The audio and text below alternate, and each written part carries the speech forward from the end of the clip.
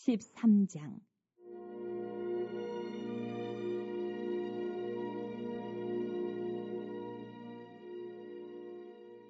보라, 그때에 하나님의 사람이 여호와의 말씀으로 말미암아 유다에서부터 베델에 이르니 마침 여로보암이 제단 곁에 서서 분향하는지라.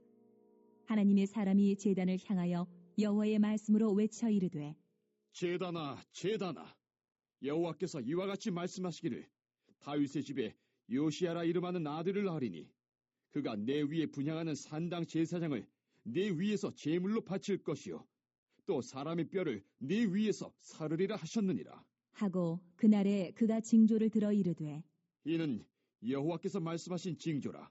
제단이 갈라지며 그 위에 있는 재가 쏟아지리라.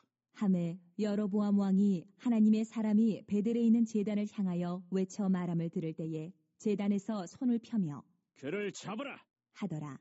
그를 향하여 편 손이 말라 다시 거두지 못하며 하나님의 사람이 여호와의 말씀으로 보인 징조대로 제단이 갈라지며 재가 제단에서 쏟아진지라. 왕이 하나님의 사람에게 말하여 이르되, 청하건대 너는 나를 위하여 내 하나님 여호와께 은혜를 구하여 내 손이 다시 성하게 기도하라. 하나님의 사람이 여호와께 은혜를 구하니 왕의 손이 다시 성하도록 전과 같이 되니라. 왕이 하나님의 사람에게 이르되, 나와 함께 집에 가서 쉬라. 내가 내게 예물을 주리라. 하나님의 사람이 왕께 대답하되, 왕께서 왕의 집 절반을 내게 준다 할지라도 나는 왕과 함께 들어가지도 아니하고 이곳에서는 떡도 먹지 아니하고 물도 마시지 아니하리니 이는 곧 여호와의 말씀이 내게 명령하여 이르시기를 떡도 먹지 말며 물도 마시지 말고 왔던 길로 되돌아가지 말라 하셨음이니이다. 하고 이에 다른 길로 가고 자기가 베델에 오던 길로 되돌아가지도 아니하니라.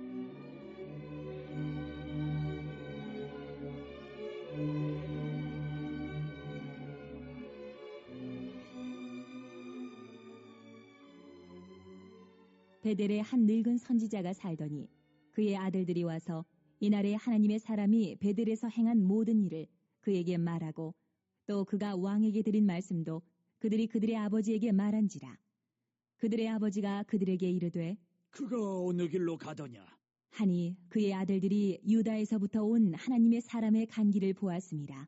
그가 그의 아들들에게 이르되, 나를 위하여 나귀의 안장을 지우라. 그들이 나귀의 안장을 지우니 그가 타고 하나님의 사람을 뒤따라가서 상수리 나무 아래에 앉은 것을 보고 이르되, 그대가 유다에서 온 하나님의 사람이냐? 대답하되, 그러하다. 그가 그 사람에게 이르되, 나와 함께 집으로 가서 떡을 먹으라. 대답하되, 나는 그대와 함께 돌아가지도 못하겠고 그대와 함께 들어가지도 못하겠으며 내가 이곳에서 그대와 함께 떡도 먹지 아니하고 물도 마시지 아니하리니 이는 여호와의 말씀이 내게 이르시기를 네가 거기서 떡도 먹지 말고 물도 마시지 말며 또 내가 오던 길로 되돌아가지도 말라 하셨음이로다. 그가 그 사람에게 이르되, 나도 그대와 같은 선지자라. 천사가 여호와의 말씀으로 내게 이르기를 그를 내 집으로 데리고 돌아가서 그에게 떡을 먹이고 물을 마시게 하라 하였느니라. 하니 이는 그 사람을 속임이라. 이에 그 사람이 그와 함께 돌아가서 그의 집에서 떡을 먹으며 물을 마시니라.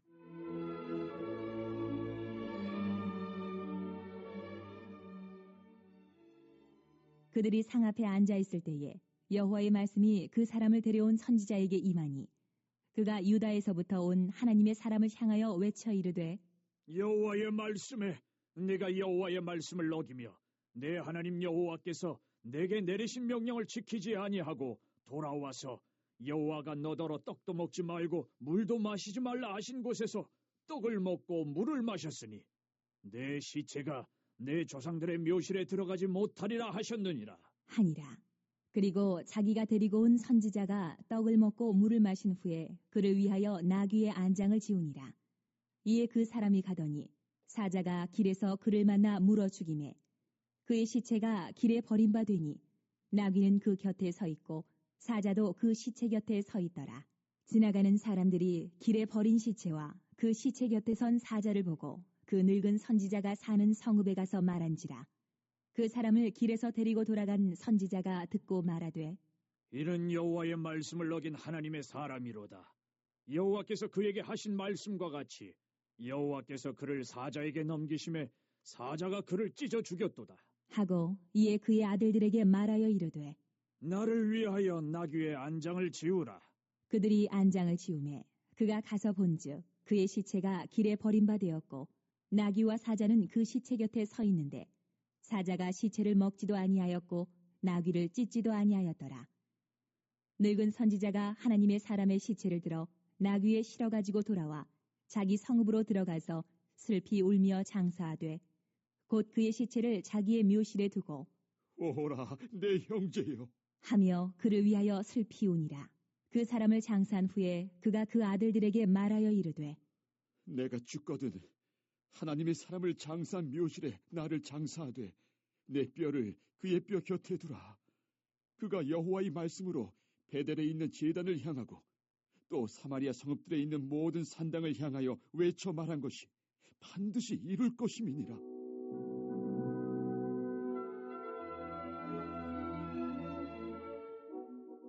여로보암이 2일 후에도 그의 악한 길에서 떠나 돌이키지 아니하고 다시 일반 백성을 산당의 제사장으로 삼되 누구든지 자원하면 그 사람을 산당의 제사장으로 삼았으므로 이 일이 여로보암 집의 죄가 되어 그 집이 땅 위에서 끊어져 멸망하게 되니라. 자, 오늘 읽으신 13장에 보시면 이제 그 산당 제사장들과 함께 잘못된 제사를 드리고 있는 이 북이스라엘의 여로보암 왕이죠. 이 왕에게 하나님께서 이제 당신의 사람 이 선지자를 보내셔서 예언하게 하시는 장면으로부터 시작이 되고 있습니다. 어제 우리가 살펴본 대로 여로보암은 하나님께서 명하시지도 않은 그러한 곳에, 즉 단과 베델에 자신의 어떤 왕자를 지키기 위해 또 백성들을 통제하기 위한 목적으로 그렇게 엉뚱한 짓을 했죠. 말도 안 되는 산당을 성전 대신에 지어놓고 하나님께 제사를 드리고 있는 것입니다. 그래서 이제 선지자를 보내셔서 말씀하시는데 2절을 다 같이 봉독해 보겠습니다. 자, 시작. 하나님의 사람이 제단을 향하여 여호와의 말씀으로 외쳐 이르되 제단아 제단아 여호와께서 이와 같이 말씀하시기를 다윗의 집에 요시야라 이름하는 아들을 낳으리니 그가 내 위에 분향하는 산당 제사장을 내 위에서 제물로 바칠 것이요 또 사람의 뼈를 내 위에서 살이래라 하셨느니라 하고. 자, 어떤 내용이 예언이죠? 장차 요시야라고 하는 사람이 이제 북이스라엘의 왕이 되는데 그 왕이 바로 이 단위에서, 즉 여로보암이 제사 드리고 있는 이 단위에서 지금 제사를 집례하고 있는 산당 제사장들을 제물로 다 바치고 그 뼈를 다 불살라 버릴 것이라는 예언이죠. 그러니까 이 산당을 다 이 요시야 왕이 허물어 버릴 것이다. 그런 예언을 하고 있는 것입니다. 이때 이 산당 제사장들과 더불어 열심히 제사를 나름대로 드리고 있었던 여로보암은요, 제사 드리는 도중에 난데없이 한 사람이 나타나더니 이런 끔찍한 말을 서슴없이 내뱉으니까 갑자기 당황스럽기도 하고 막 화가 치밀었습니다. 그래서 아니 지금 무슨 소리를 하고 있는 거야 하면서 저 헛소리를 짓거리고 있는 저놈을 당장에 붙잡으라고 사람들에게 명령을 하게 되지요. 그러면서 그 선지자를 향하여 손가락질을 이렇게 가리키고 있는데 바로 그 순간 그 손이 바싹 말라서 메마른 막대기처럼 그렇게 되어버리게 됩니다. 더 이상 움직일 수 없게 되었다는 것이죠. 이때 여로보암은 자신의 손이 이렇게 메말아버린 그 모습을 딱 보고 깜짝 놀랐습니다. 그리고 두려워한 마음을 가지고 오히려 갑자기 막 벌벌 떨면서 이제 그 예언을 했던 그 선지자에게 내가 뭔가 잘못한 것 같은데 이 메마른 이 손을 속히 낫게 해달라고 그렇게 간절히 부탁을 하게 됩니다. 이때 그 선지자가 여로보암을 위해서 기도를 하게 되고 곧 여로보암의 손은 언제 그랬냐는 듯이 다시 원래대로 회복하게 되지요. 이때 여로보암은 어떻게 하죠? 자신의 손을 회복시켜준 그 선지자가 참 신통하기도 하고 고맙기도 해서 이제 막 기뻐합니다. 그러면서 나와 함께 집으로 가자, 궁으로 가자. 내가 당신에게 선물을 주고 대접을 해드리겠습니다 하면서 호의를 베풉니다. 그런데 선지자는 거절을 하죠. 아니라고.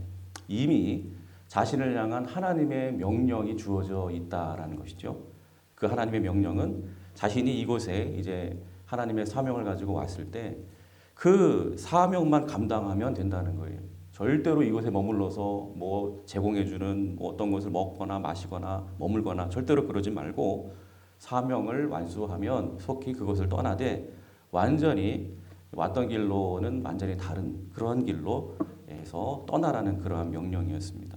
그래서 하나님의 명령이 이미 주어져 있기 때문에 그래서 선지자는 이 여로보암 왕의 제의를 거절하고 속히 다른 길로 떠나게 됩니다. 자, 먼저 이 부분까지 우리가 이 내용을 우리가 보면서 깨달아야 할 영적 교훈을 생각해 보기를 원하는데, 먼저 우리는 지금 여로보암이 나름대로 하나님께 제사는 열심히 드리고 있지만 정작 그 제사를 받으시는 그 하나님에 대해서만큼은 전혀 관심이 없는 그러한 여로보암의 모습을 우리는 보게 됩니다. 여러분, 여로보암이 산당에서 제사 드리고 있을 때 이 선지자가 찾아와서 이 산당 제단에서 이 제사장들이 모두 제물로 바쳐지게 될 것이다 이렇게 예언을 하게 될 때 뭐 나름대로 제사를 드리던 이 여로보암의 입장에서는 당장 화를 낼 수도 있었겠죠. 그러나 선지자를 잡으려고 했던 자신의 손이 갑자기 바싹 메말아 버리고 또 그 메말랐던 손이 또 선지자의 기도를 통해서 다시 회복되어지는 과정을 체험하면서 여러분, 이 여로보암은 뭘 여러분 깨달아야 될까요? 그렇죠. 내가 지금 제사하고 있는 이 산당이 이게 뭔가 하나님 앞에 잘못된 것이구나. 하나님께서 지금 이 산당 때문에 지금 진노를 하고 계시는구나. 그래서 이 선지자를 이곳에 보내신 것이고 이 선지자의 예언처럼 이 산당을 제사장들과 더불어 다 없애버리시기를 원하시는구나 하면서 그 하나님과 하나님의 뜻에 관심을 가져야 되는 것이죠. 그런데 오늘 여로보암의 모습을 보세요. 이러한 뜻이 계셔서 자신에게 이 선지자를 보내신 하나님께는 전혀 관심이 없어요. 그저 현실적으로 불편하게 된 자신의 바싹 메말라버린 그 손이 낫게 되는 것에만 관심을 가지고 있고요. 자신이 붙잡으라고 가리켰던 그 선지자에게 오히려 낫게 해달라고 이렇게 부탁을 하는 일에만 이렇게 관심을 갖고 있습니다. 그리고 또 부탁해서 자신의 손이 낫게 된 이후에 또 선지자에게 또 지대한 관심을 가지면서 그에게만 고마움을 표현하고 있는 그런 모습을 우리는 보게 됩니다.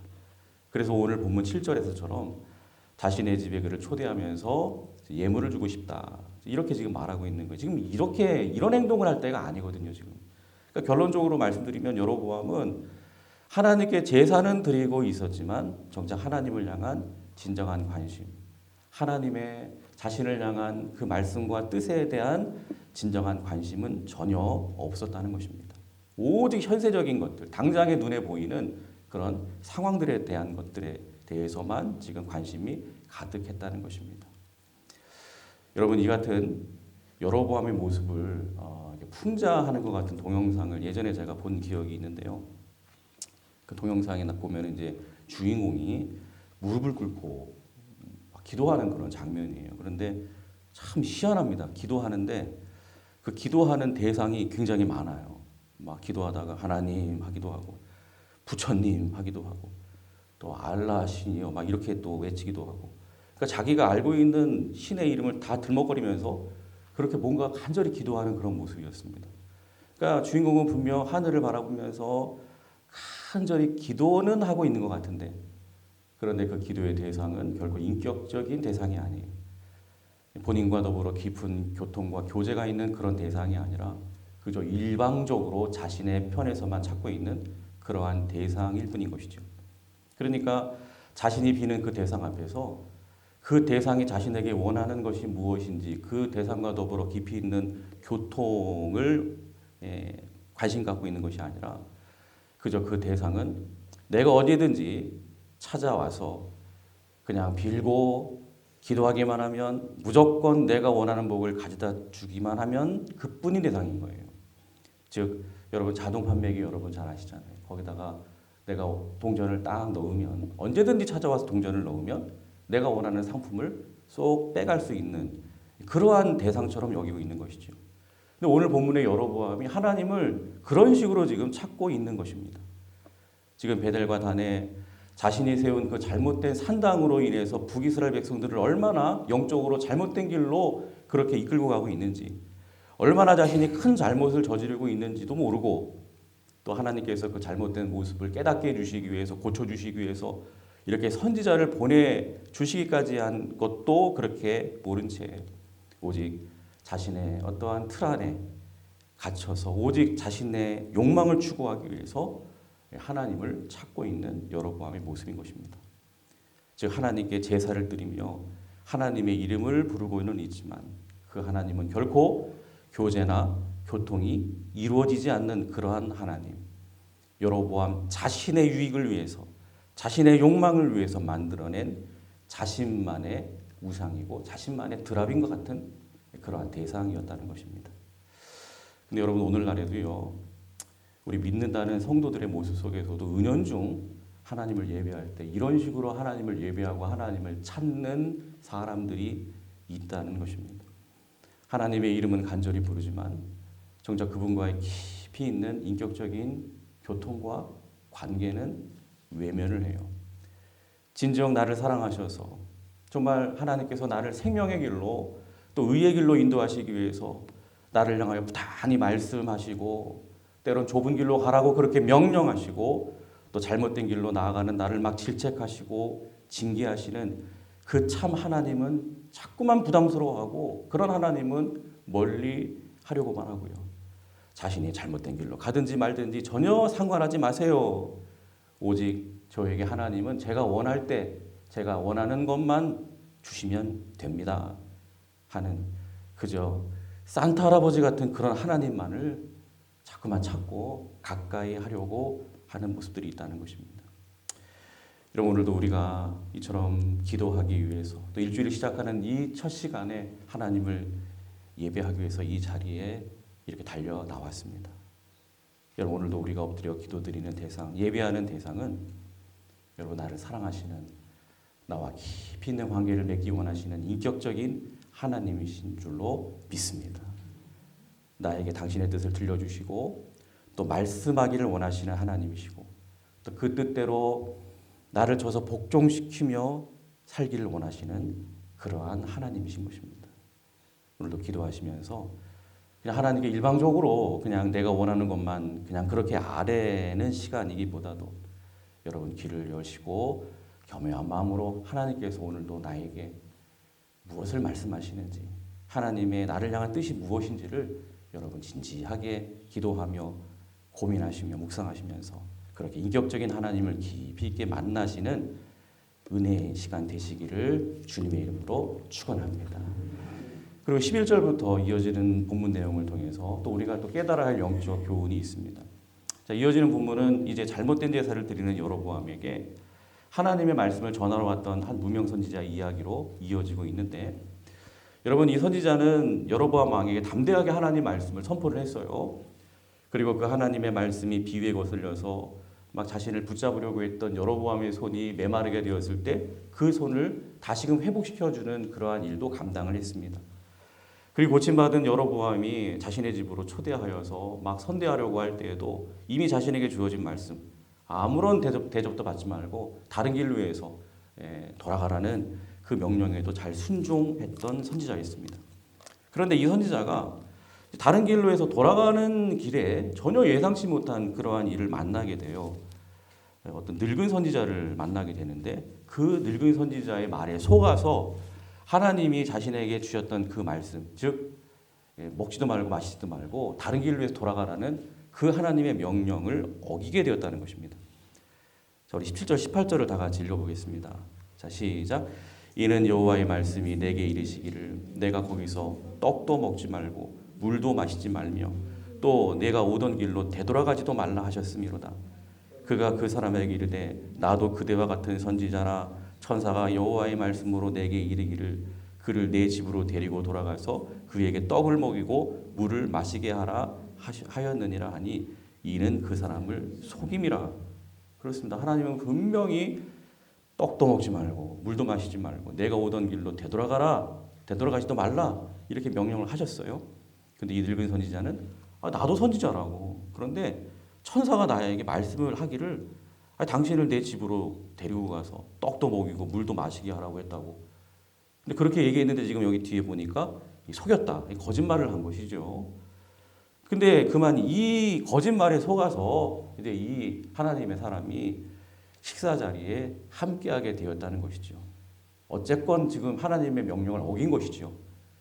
그래서 안타깝게도 결국 그는요, 이 하나님의 말씀을 어긴 대가로 길을 가다가 갑자기 난데없이 사자를 만나서 죽임을 당하게 됩니다. 근데 저도 이 말씀을 이렇게 묵상하면서 도대체 이게 무슨 상황인가 좀 이해가 되지 않았습니다. 이 선지자는 하나님께서 주신 사명, 그 여로보암이가 담대하게 말씀을 전하라는 사명 잘 감당했어요.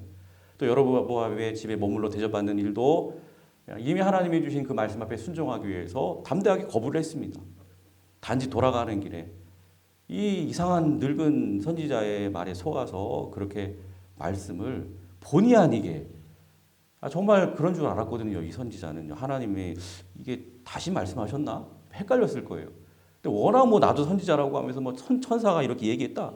그러고 그렇게 얘기를 하니까 그냥 본의 아니게 그냥 그 말에 속아서 먹게 된 것이죠. 그런데 그런 선지자에게 이 사자를 하나님이 보내셔가지고 막 공격당하게 하셔서 죽게 하셨어요. 하나님이 이거 좀 너무하신 것이 아닌가 하는 그러한 의문을 갖게 하는 것이죠. 게다가 오히려 이 거짓말한 이 늙은 선지자, 이게 어떻게 보면 더 나쁜 사람이잖아요. 근데 멀쩡하게 살아있어요. 또 베델과 이 단에 산당을 짓고 막 제사를 하면서 막 그냥 자기의 어떤 왕위를 지키기 위해서 백성들을 막 나쁜 길로 이렇게 인도하는 하나님의 말씀을 완전히 무너뜨려버린 이 여로보암 왕도 지금 건재하고 있어요. 근데 왜 이 선지자만 이렇게 허무하게 죽어야 되는지 도통 이해가 되지 않는다는 것이죠. 근데 여러분, 우리는 한 가지 중요한 진리를 생각을 해야 되는데, 여러분, 이 땅은요 결코 최종적인 심판의 자리가 아닙니다. 여러분, 진정한 하나님의 심판은 여러분 이 하나님께서 우리를 부르셔서 심판하시는 그 최종적인 심판의 자리죠. 여러분, 하나님께서 무명의 선지자를 죽이신 것은요, 결코 이 선지자가 다른 사람들보다도, 이 늙은 선지자보다도, 여로보암보다도 더 큰 죄를 지었기 때문에 이렇게 죽음을 당한 게 아니에요. 그저 이 심판은 특별한 목적을 가지고 있는 하나님의 어미하신 경고인 것입니다. 무명 선지자 이 같은 죽음은요, 이겁니다. 하나님의 말씀이 얼마나 생명처럼 중요한 것인지, 또 그 말씀을 가볍게 여기고 작은 것 하나라도 불순종하고 어기는 것이 얼마나 하나님 앞에서 심각한 범죄인 것인지를 온 이스라엘 백성들을 향하여 똑똑하게 보여주시기 위한 하나님의 선명한 본보기일 뿐인 것입니다. 그래서 오늘 본문 27절에 28절에 보시면 하나님은요, 이 무명의 선지자의 이 시신을요 훼손시키지 않으세요. 거룩하게 보존하세요. 28절을 다 같이 봉독해 보겠습니다. 자, 시작. 그가 가서 본즉 그의 시체가 길에 버림받았고 나귀와 사자는 그 시체 곁에 서 있는데 사자가 시체를 먹지도 아니하였고 나귀를 찢지도 아니하였더라. 하나님도 이 무명의 선지자를 본보기 삼기 위해서 비록 희생시키셨지만 죄가 없다는 것을 그렇게 아셨기 때문에 그 시체를 깨끗하게 거룩하게 보존해 주신 것이죠. 그리고 또 29절 30절에 보시면 이 늙은 선지자의 경우도 이 무명의 선지자가 죽었다는 소식을 듣고는요 아주 깊이 슬퍼합니다. 그리고 직접 그의 시신을 수습하고 또 자신의 무덤 곁에 묻어달라고 부탁을 하게 되는데, 왜 이 선지자가, 늙은 선지자가 뒤늦게 이렇게 슬퍼하면서 이런 일을 하고 있는 것일까요? 그러니까 깨달은 거예요. 하나님의 말씀은, 하나님께서 한번 말씀하신 것은 반드시 성취된다는 사실, 그리고 그 말씀을 어긴 결과가 얼마나 무서운지를 지금 그의 눈앞에서 똑똑히 본 것입니다. 그래서 그는 마침내 이렇게 고백을 하죠. 32절을 다 같이 봉독합니다. 시작. 그가 여호와의 말씀으로 베델에 있는 제단을 향하고 또 사마리아 성읍들에 있는 모든 산당을 향하여 외쳐 말한 것이 반드시 이룰 것임이니라. 그렇습니다.